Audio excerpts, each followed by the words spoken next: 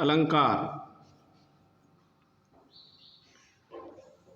आज हम अर्थालंकार की मूल जड़ उपमा अलंकार।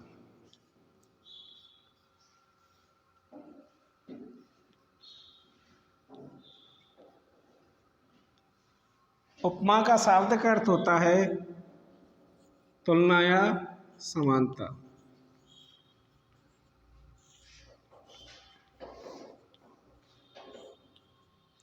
तुलना अथवा समानता।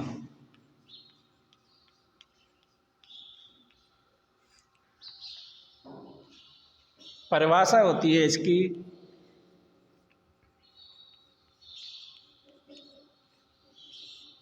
जब काव्य के अंतर्गत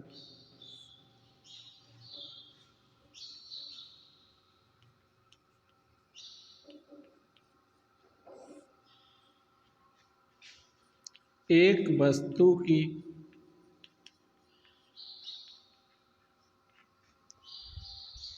तुलना किसी प्रसिद्ध व्यक्ति अथवा वस्तु से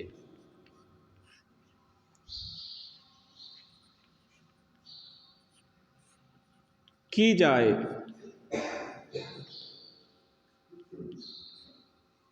तो वहाँ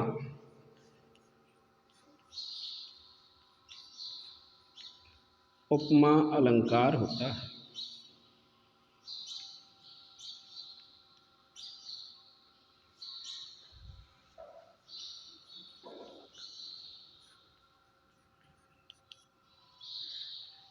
देखिए, उपमा अलंकार अर्थालंकार की मूल है। जब ये समझ में आ जाता है तो आगे के अलंकार समझने में बड़ी ही आसानी रहती है। उपमा का शाब्दिक अर्थ होता है तुलना अथवा समानता। जब काव्य के अंतर्गत एक वस्तु की किसी प्रसिद्ध व्यक्ति अथवा वस्तु से तुलना की जाती है तो वहाँ उपमा अलंकार होता है। जैसे उदाहरण से समझेंगे हम। मुख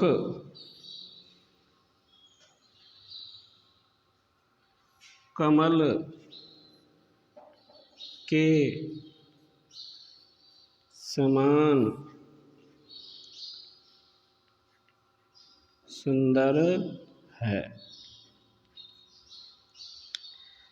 यहाँ मुख की तुलना हम कर रहे हैं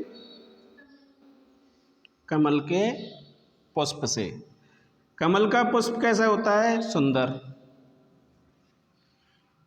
और मुख भी कैसा है? सुंदर। जब एक वस्तु की तुलना दूसरी वस्तु से की जाती है तो वहाँ उपमा अलंकार होता है। यहाँ मुख की तुलना किससे कर रहे हैं? कमल से। जहाँ तुलना हो जाए, तुलना अथवा समानता, वहाँ कौन सा अलंकार? उपमा अलंकार होता है। अब उपमा को समझने के लिए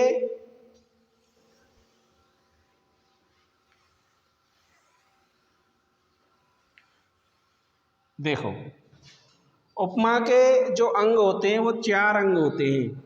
चारों अंग समझने बेहद जरूरी है। इनसे ही फिर आगे के अलंकार समझ में आएंगे। 4 अंग होते हैं। एक होता है उपमान, एक होता है उपमेय,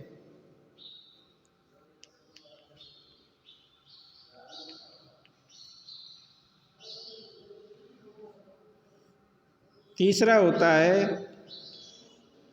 साधारण धर्म,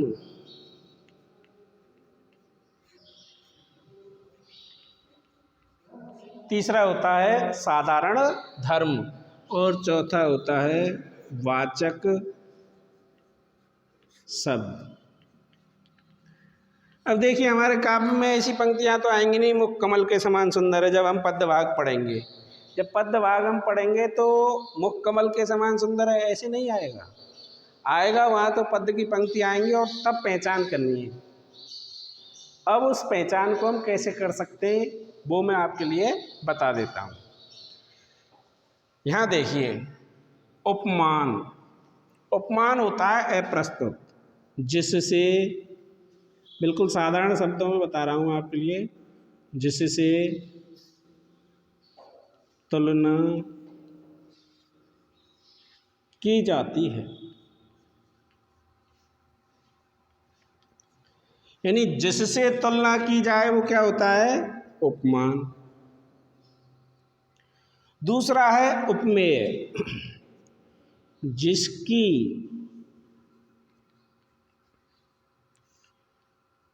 तुलना की जाती है। तीसरा है साधारण धर्म।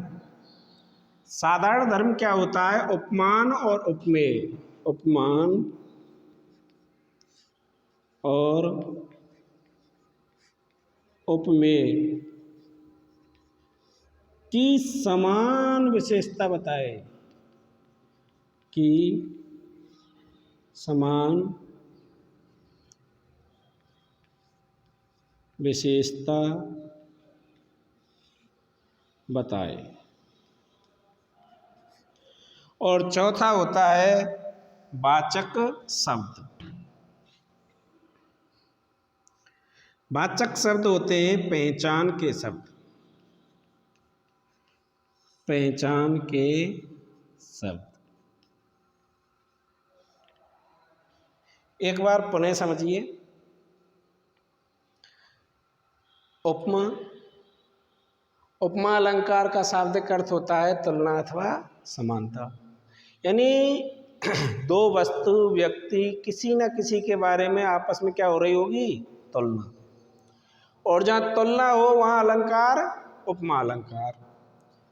उपमा के कितने अंग होते हैं, चार।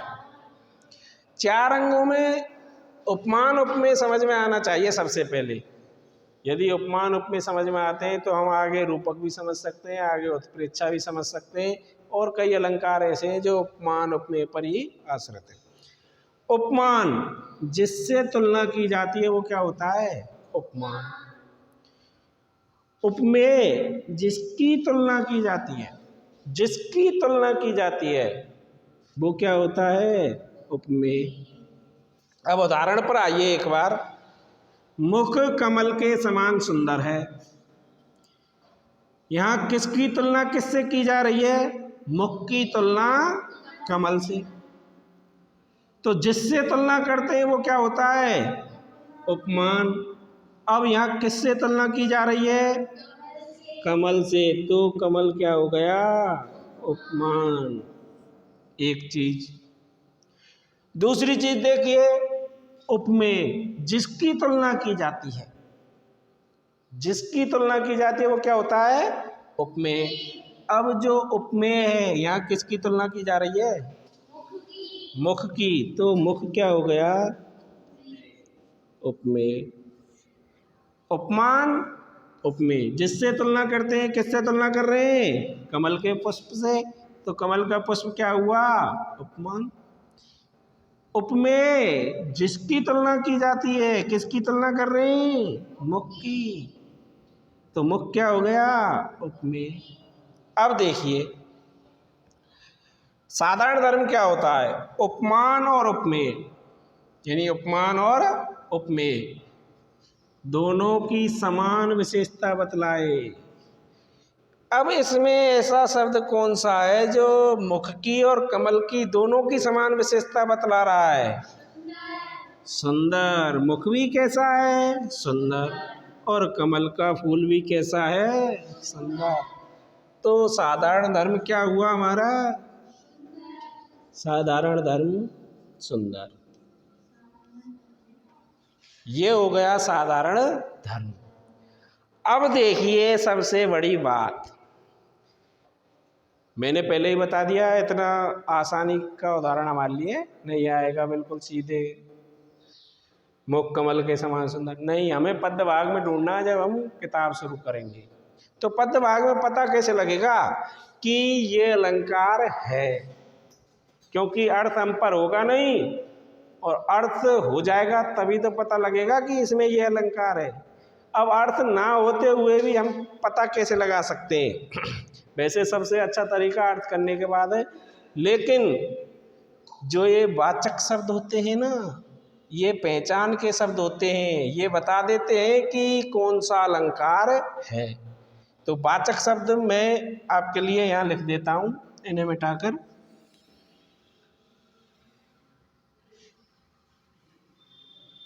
ये आपको याद करने पड़ेंगे।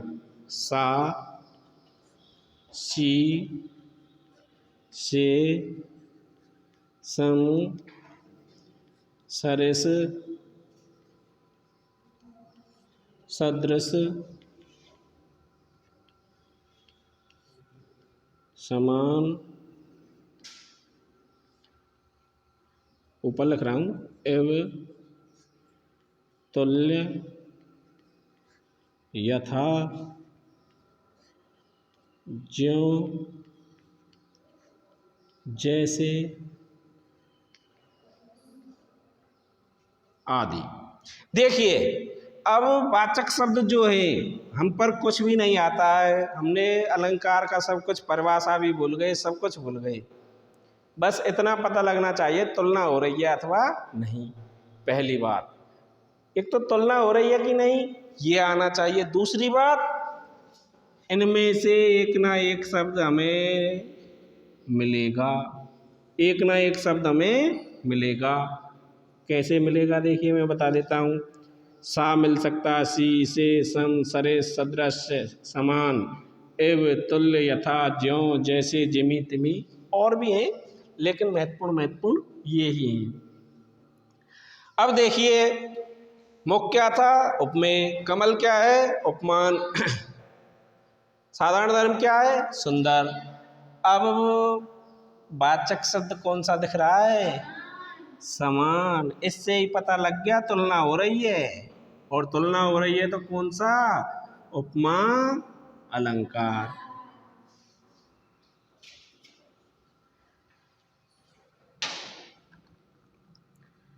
तो कौन सा अलंकार? उपमा। एक बार पुनः उपमा अलंकार अर्थ अलंकारों में आता है, अर्थ करने के बाद ही पता लग पाता है कौन सा अलंकार है। लेकिन आसानी के लिए हमने ये वाचक शब्द हमें याद करने ही पड़ेंगे।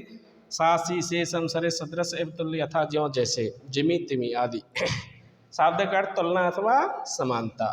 चार अंग: उपमान, उपमेय, साधारण धर्म और वाचक शब्द।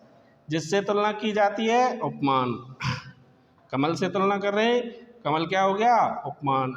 जिसकी तुलना की जाती है वो क्या होता है? उपमेय। किसकी तुलना कर रहे हैं? मुख की। साधारण धर्म क्या होता है? इन दोनों की समान विशेषता बतलाए, उपमान और उपमेय की। क्या बता रहा है? सुंदर। मुख भी क्या है? सुंदर। कमल भी क्या है? सुंदर। वाचक शब्द पहचान के शब्द होते हैं जिनसे पता लगता है कि यहाँ कौन सा अलंकार है, उपमा अलंकार। तो समान या वाचक शब्द है। अब एक अन्य उदाहरण और लिखते हैं हम, जो कि जिस तरह से हमारी किताबों में ये आएगा।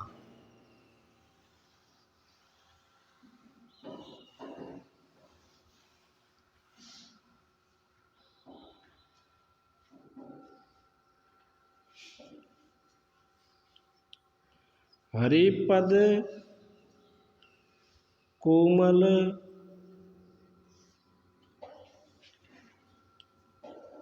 कमल से। अब देखिए हमें चारों अंग खोजने: उपमान, उपमेय, साधारण धर्म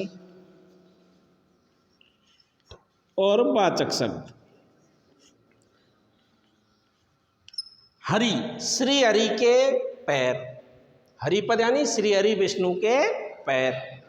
कोमल है कमल के समान। किसके समान कोमल है? और जिसके समान होता है वो क्या होता है? उपमान। तो उपमान क्या हो गया? कमल का पुष्प। एक बार अर्थ पुनः देखें।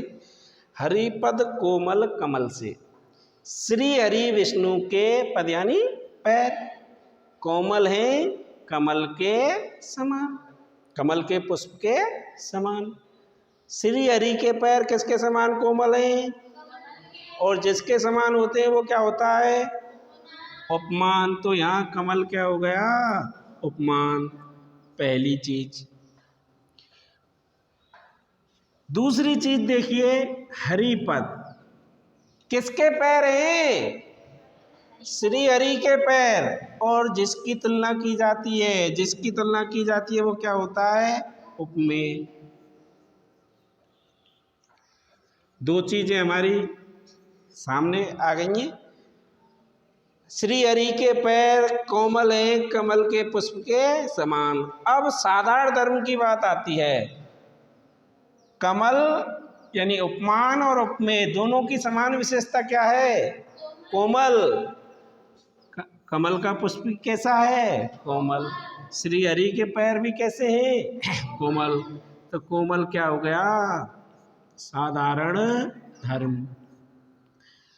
अब वाचक शब्द ये हमें याद करने, सब जो कि त्यों याद करने, इनको देखते ही पता लग जाता है कि यहाँ उपमा अलंकार है। बस एक चीज देखनी है, तुलना हो रही है कि नहीं।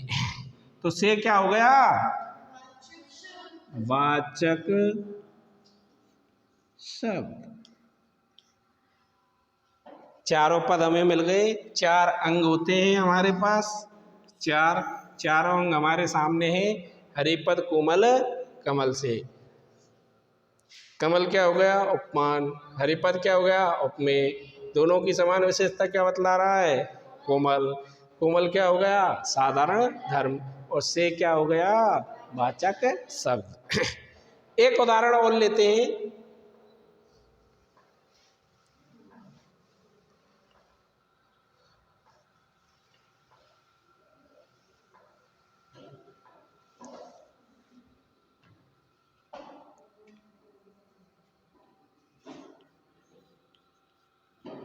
पीपर पात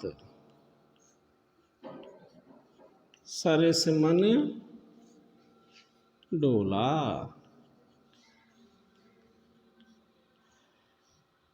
पीपर पात सरस मन डोला। अर्थ देखिए इसका। वैसे अगर अर्थ भी हम ना करें तो हमें पता लग जाना चाहिए कि इसमें अलंकार कौन सा है। और पता पहचान के शब्द ढूंढने हैं। सबसे पहले सरस, देखिए सरस ये रहा। ये सब याद करने पड़ेंगे आपको, और अभी याद करने पड़ेंगे। सरस पता लग गया हमें, तुलना हो रही है। इनसे ही पता लगता है कि तुलना हो रही है कि नहीं हो रही। इनमें से एक आध शब्द कोई सा भी मिल जाए, एक मिल जाए, तो हमें पता लग गया कि अलंकार कौन सा होगा इसमें? उपमा। ये क्या हो गया? वाचक शब्द। हमें पहचान पता लग गया कि अलंकार कौन सा हो गया? उपमा। तुलना हो रही है, ये तुलनावाची शब्द भी कहते हैं, वाचक शब्द भी कहते हैं।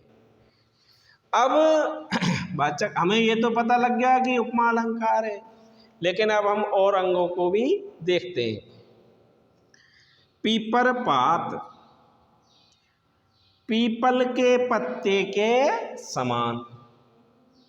पीपल के पत्ते के सरस यानी समान मन डोलता है। मन किसके समान डोलता है? और जिसके समान डोलता है वो क्या होता है? उपमान। पीपल के पत्ते के समान मन डोलता है। मन किसके समान डोल रहा है? पीपल के पत्ते के समान। और जिसके समान डोलता है वो क्या होता है? उपमान। तो पीपर पात क्या हुआ? उपमान।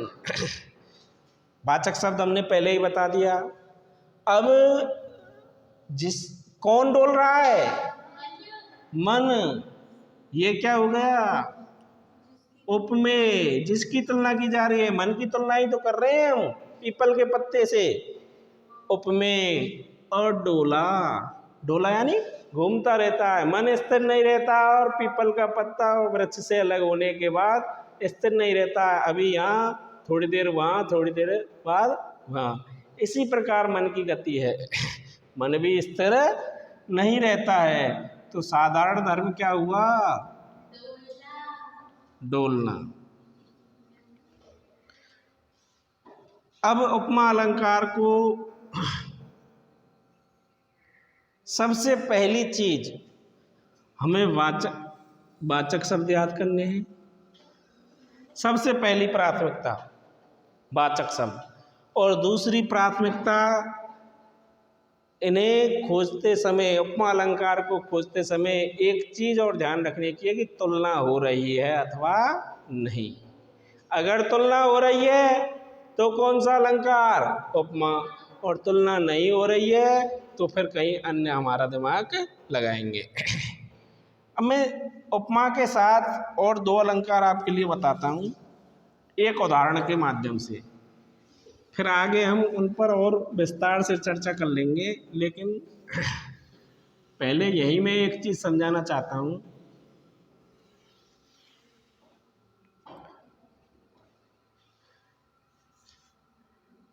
एक सारणी है,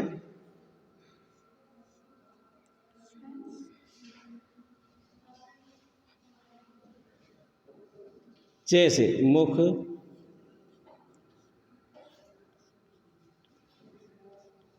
कमल के समान सुंदर है।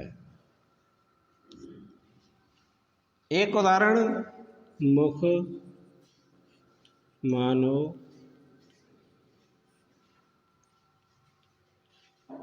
कमल है। एक और उदाहरण, मुख कमल है। देखिए यहाँ से तीन अलंकार सही तरह से स्पष्ट हो जाते हैं। तीन उदाहरण हैं, इन तीन उदाहरणों को समझ लेने से आगे बहुत आसानी रहती है। पहला उदाहरण, मुख कमल के समान सुंदर है। दूसरा उदाहरण, मुख मानो कमल है, मुख मानो कमल है। और तीसरा उदाहरण, मुख कमल है। पहले उदाहरण में क्या कर रहे हैं? मुख कमल के समान सुंदर है। यहाँ क्या हो रही है? तुलना। पहले उदाहरण में क्या हो रही है? तुलना। देखो तुलना किसकी हो रही है? मुख की कमल से। और जब तुलना होती है तो अभी मैंने बताया था कौन सा अलंकार होता है? उपमा। एक चीज भाई, मुख की तुलना किससे कर रहे हैं? कमल से। और जहाँ तुलना होती है, तुलना और तुलना होती है वहाँ उपमा अलंकार। पहली चीज, ये तीन अलंकार है और यहाँ से अच्छी तरह समझ में आ जाएंगे।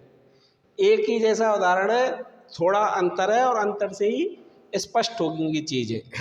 दूसरा, मुख मानो कमल है। क्या यहाँ तुलना हो रही है? नहीं।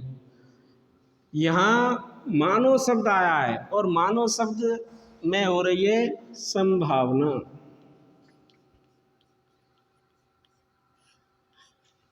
यहाँ कहना चाह रहे हैं मुख मानो कमल है। यहाँ संभावना व्यक्त की जा रही है, तुलना नहीं, संभावना। ऐसा लगता है कि ये मुख क्या है? कमल है। और जहाँ संभावना व्यक्त की जाए वहाँ उत्प्रेक्षा अलंकार होता है। और तीसरी चीज, मुख कमल है, मुख कमल है।